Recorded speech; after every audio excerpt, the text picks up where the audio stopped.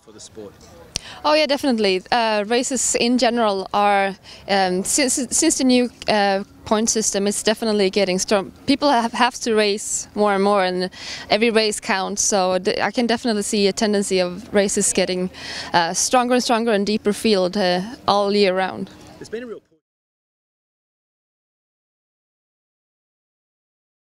Well, in general, I think I am pro equality in between the sex, but on the other hand, it shouldn't be just hardcore equality for any reason, because there are more professional male competitors than there are females, so I think there should be proportional to the number of athletes racing.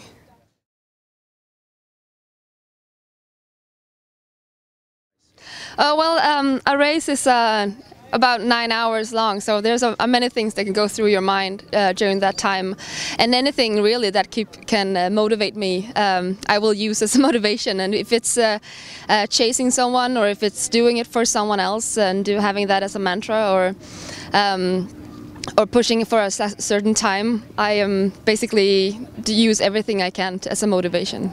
Craig Alexander once said that he had the necessary. Do you want to just stop him?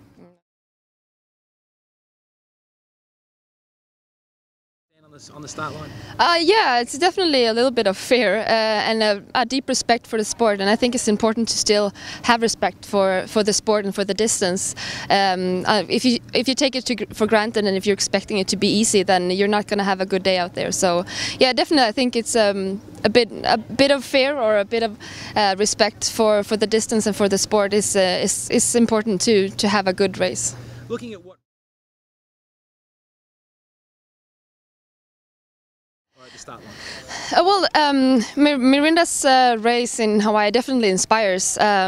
It's me having swimming as my weakest discipline, knowing that if you can pull a really good bike and run combination, that you can still have a chance to do a really good performance, even in a deep field like in Kona. So that's definitely inspiring, and in general she's such a great athlete, so she is really inspiring. But of course, pulling up that kind of run does scare you a little bit too.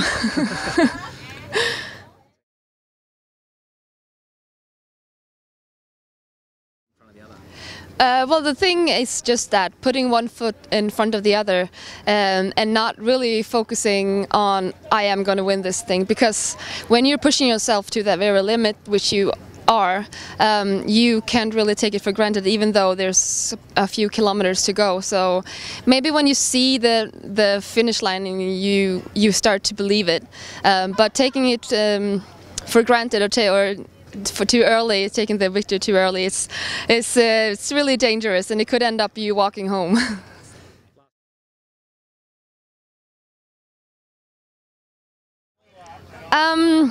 Well, winning my first Ironman in 2012 in Sweden, it was my home turf, it was my first official Ironman, and it was my first victory. That was of course very special, and the finish line in Sweden is about a kilometer long, so you could see the finish line, and when I was running up the finish line, they were treating me like a rock star, and I felt like a rock star, and that was of course a very memorable experience.